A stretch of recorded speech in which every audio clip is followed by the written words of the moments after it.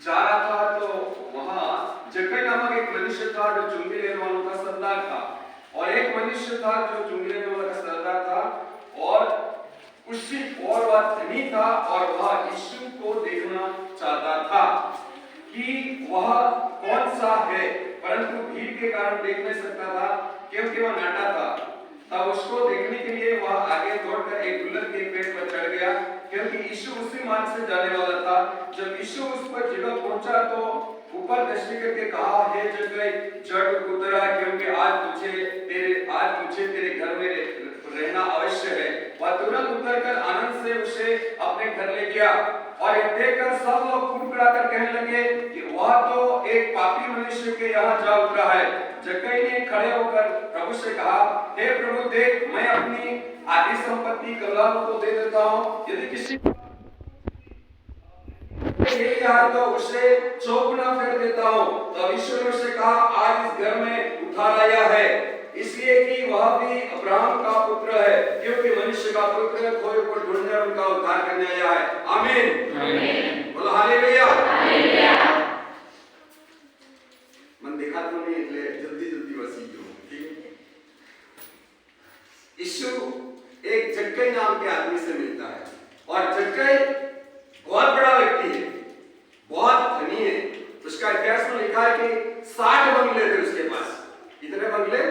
60 बंगले थे उसके पास, और इतना धनी था कि सब चुंगियों वाले टैक्स अधिकारी का भी सुपरवाइजर था, सुपरिटेंडेंट था, और वो इतना धनी था, यरीहो नगर के अंदर में उसके समान कोई भी धनी व्यक्ति नहीं था। इतना सारा धन था उसके पास। हालेलुया, बोलो ना हालेलुया। कोई कमी नहीं थी, किसी भी बात की, पलंग की कमी नहीं थी, मोटरसाइकिल की नहीं थी, किसी अच्छे गले की भी कमी नहीं थी, सब कुछ था उसके पास। हालेलुया। लेकिन उसके दिल में इच्छा थी कि मैं यीशु नासरी को देखना है, यीशु प्रभु कैसा है उसको मुझे देखना है, मैं देखना चाहता हूँ। उसके दिल की सबसे बड़ी तमन्ना थी कि मैं यीशु को देखना चाहता हूँ। आमीन। सब देख लिया, दुनिया का सब देख लिया, ऐश आराम, भोग विलास, पैसे, धन दौलत, मान इज्जत, सब कुछ देख लिया, लेकिन उसकी एक ही इच्छा थी यीशु को देखने की। आमीन, हालेलुया। हमारे दिल में एक इच्छा होनी चाहिए, मुझे यीशु को देखना है। हालेलुया, मुझे यीशु को देखना। और यीशु आया, और उसको पता चला कि यीशु आया है, और वह दौड़कर कहां चला गया? गुलर के पेड़ पर चढ़ गया। क्यों चढ़ गया? वो नाटा था। वो क्या था? नाटा था, वो ठीकना था। उसकी जो कद थी वो 2.5 फीट की थी, इसलिए वो बड़े लोगों के कारण यीशु को नहीं देख पा रहा था, और भीड़ के कारण वो यीशु को नहीं देख पा रहा था, इसलिए वो गुलर के पेड़ पर चढ़ गया। इतनी इच्छा कि पेड़ पर चढ़ गया यीशु को देखने के लिए। आमीन। हमको यीशु को देखने के लिए चर्च जाना भी बहुत ही मुश्किल होता है, लेकिन वो आदमी जंगल में पेड़ के ऊपर चढ़ गया, यीशु को देखने के लिए पेड़ पर चढ़ गया। जो पर लोग चढ़ने से क्या होते हैं, डरते हैं, गिर जाएंगे, ऐसी जगह पर जक्कई चढ़ के यीशु को देखने की इच्छा जाहिर किया। आमीन। जिसको भी यीशु को देखने की इच्छा होती है, तो अपने दिल में बहुत इच्छा रखनी है, मैं यीशु को देखना है। आमीन, हालेलुया। हो सकता है मीटिंग में आपको यीशु मिल जाए, हो सकता है चर्च में यीशु मिल जाए, हो सकता है घर में यीशु मिल जाए, हो सकता है जंगल में यीशु मिल जाए, कहीं भी यीशु मिल सकता है। आमीन, बोलो हालेलुया। और यीशु ने कहा है, लेकर झट नीचे उतरा, आज अवश्य कि आज मुझे तेरे घर में रहना है। हालेलुया। यीशु अपने घर में आना चाहता है, यीशु आपके घर आना चाहता है, यीशु मेरे घर आना चाहता है, यीशु सबके घर आना चाहता है। लेकिन क्यों नहीं आता है? किसी के दिल में इच्छा नहीं है कि यीशु को मैं देखूं, यीशु के उद्धार को मैं देखूं, यीशु के चमत्कार को मैं देखूं, यीशु के बड़े बड़े कामों को मैं देखूं, यीशु के आशीषों को मैं जीवन में देखूं, यीशु का शांति को मैं देख सकूं, यीशु के काम को मैं देख सकूं। ऐसा दिल में इच्छा रखने वाले परिवार में जरूर यीशु आएगा। आमीन।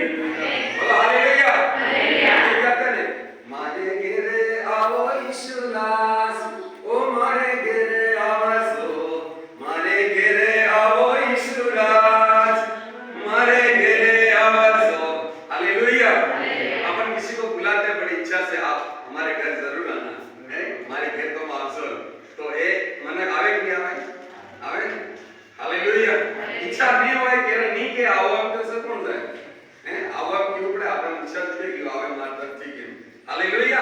वैसे ही जक्कई के दिल में एक इच्छा थी कि यीशु को मैं देखूंगा, यीशु का मैं दर्शन करूंगा, यीशु के उद्धार को मैं पाऊंगा। आमीन। यीशु का आशीर्वाद मेरे जीवन में होगा। અને यीशु आया है घर। हालेलुया। અને यीशु कहूंगे तो आज इस घर में आज इस घर में उद्धार आया, आज इस घर में नया जीवन आया, आज इस घर में छुटकारा आया, आज इस घर में उद्धारकर्ता मसीह यीशु के घर में आया। हालेलुया। तब जक्कई ने क्या बोला? मैंने कुछ भी गुनाह किया है, कुछ भी अन्याय से ले लिया है, तो मैं 4 गुना लौटा देता हूं। किसी का लूट लिया तो मैं 4 गुना वापस फेर देता हूं, और कंगालों को भी बांट देता हूं। ऐसा उसके दिल में आया, और जितना भी धन कमाएगा और उसका 4 गुना, ठीक है, सबको वापस लौटा दिया। और किसको ग्रहण किया? यीशु मसीह को। हालेलुया। और वो घराना क्या हो गया?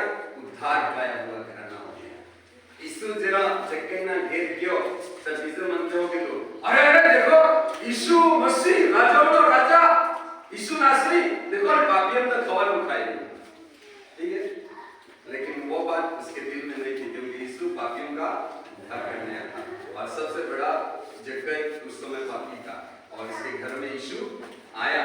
और उसके घर में कौन कौन थे? बेटा था, हो सकता है उसकी बहू थी, उसकी पत्नी थी, उसके सब बच्चे थे। पूरे घर के लोगों को क्या मिला? छुटकारा मिला। हालेलुया। पूरे घर के लोगों को पाप गुनाह से और गंदी आदतों से सबको क्या मिल गया? छुटकारा मिल गया। जरा घर में सबने उद्धार मिल जाए, सबने छुटकारा मिल जाए, तो पूरा घर में न मिले शांति में। हालेलुया। અને પૂરા ઘરમાં એક જ ગડબડ કરે એ તને આટલી ખરાબ થઈ જાય। હાલેલુયા। सबने ખાવાનું આરામ થઈ જાય, सबने હુવેનું બી આરામ થઈ જાય, सबने રેવેનું ઘરમાં બી આરામ થઈ જાય। એટલે सब मनकर ઘરમાં જેટલા भी मन खाए सबने जीवनમાં છુટકારો અને ઉદ્ધાર લેવાની જરૂર છે। તો તમારા આપણા પરિવારમાં હોરેગા શાંતિ रहेगा, यीशु मसीह નું રાજ रहेगा, नहीं तो शैतान નું भी राज रहेगा અને यीशु નું भी राज रहेगा। जब बेराज जीवे ने तब जबर लड़ाई થાય। हालेलुया। एक के मारो राज, पेलो के मारो राज, पेलो के मारो राज, पेलो के मारो राज, पेलो के मारो राज, पेलो के मारो राज, તમારો કોણ છે? હું કોઈ છે? तो पेलो का હું કોઈ ચાલે, पूरी लड़ाई जिंदगी भर लड़ाई चलेगा। કેમ? એનો બેરાज्य રહે। हालेलुया। बेराज्य अपना जिंदगी में अपना परिवार में नहीं रखने। हालेलुया। सब के सब इंसान अपने घर में रहने वाले उद्धार पाना, सबको छुटकारा पाना। आमीन। कोई भी घर का उद्धार पाया हुआ रहना नहीं चाहिए। सब के सब यीशु मसीह को ग्रहण करना चाहिए, અને सब ने सब प्रभु की महिमा करनी चाहिए। आज देखो तमो सूत्र आई है तो कोण छुट्टी करना है, मारे सब नहीं आए, मारे वो नहीं आए, मारे पेला नहीं आए, याद नहीं आया, ये नहीं आया, सब लोग कहते हैं। पूरे पूरे परमेश्वर की महिमा करो। आमीन। हालेलुया। कैसे उद्धार पाना है? पढ़ेंगे रोमियो का पत्र उसका 10वां अध्याय है और उसकी 9 आयत पढ़ेंगे। रोमियो की पुस्तक उसका 10वां अध्याय और उसका 9। कि यदि तू अपने मुंह से यीशु को प्रभु जानकर अंगीकार करे और अपने मन से विश्वास करे कि परमेश्वर ने उसे मरे हुओं में से जिलाया, तो तू निश्चय उद्धार पाएगा। आमीन। जो सब बोलो आमीन। आमीन। यदि तू अपने मुंह से यीशु को प्रभु जानकर अंगीकार करे और मन से विश्वास करे कि परमेश्वर ने उसे मरे हुए से जिलाया है, तो तू निश्चय उद्धार पाएगा। बोलो हालेलुया। मुंह से अंगीकार करना, मुंह से अंगीकार करना कि यीशु तू क्या है? प्रभु है। यीशु तू राजाओं का राजा है, तू परमेश्वर है, ऐसा मुंह से बोलना पड़ेगा। कई बार लोग बोलते नहीं, मुंह से नहीं बोलते, मुंह ही नहीं खोलते, मोटूस नहीं